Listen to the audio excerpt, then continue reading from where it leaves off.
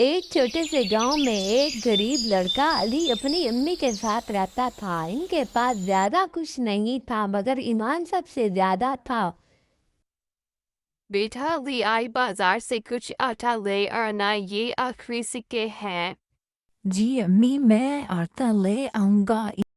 कितना कहकर अली खुशी खुशी रास्ते पर निकलता है। वो जा ही रहा होता है कि उसे रास्ते पर एक थैली नजर आती है। अली कहता है, अरे ये क्या, किसी की थैली गिरी हुई है। वो थैली उठाता है, अंदर सोने के सिक्के हैं। अल्लाह, ये तो बहुत ज्यादा पैसे हैं, मगर ये मेरे नहीं हैं। मुझे इसके मालिक को वापस करना चाहिए। इतना कहकर अली आटे की दुकान पर जाता है। दुकानदार अली से कहता है, अली आटा ले लो बेटा, पैसे दो।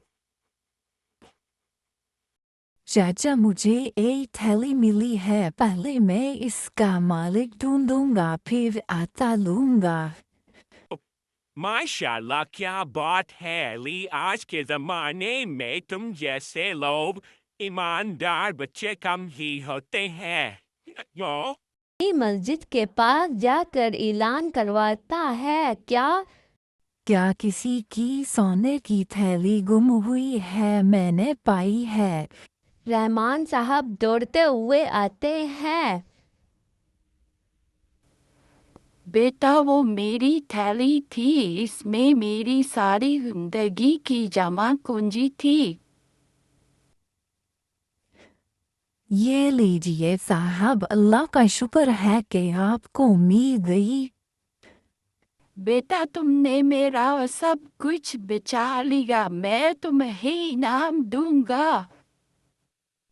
नहीं साहब, मुझे इनाम नहीं चाहिए, ये तो मेरा फर्ज था।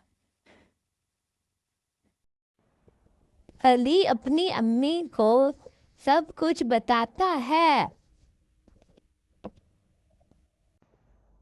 बेटा अल्लाह तुमसे राजी है, तुमने सच्चाई से बड़ी दौलत हासिल कर ली। जी अम्मी, सच बोलने वाला कभी नहीं हारता।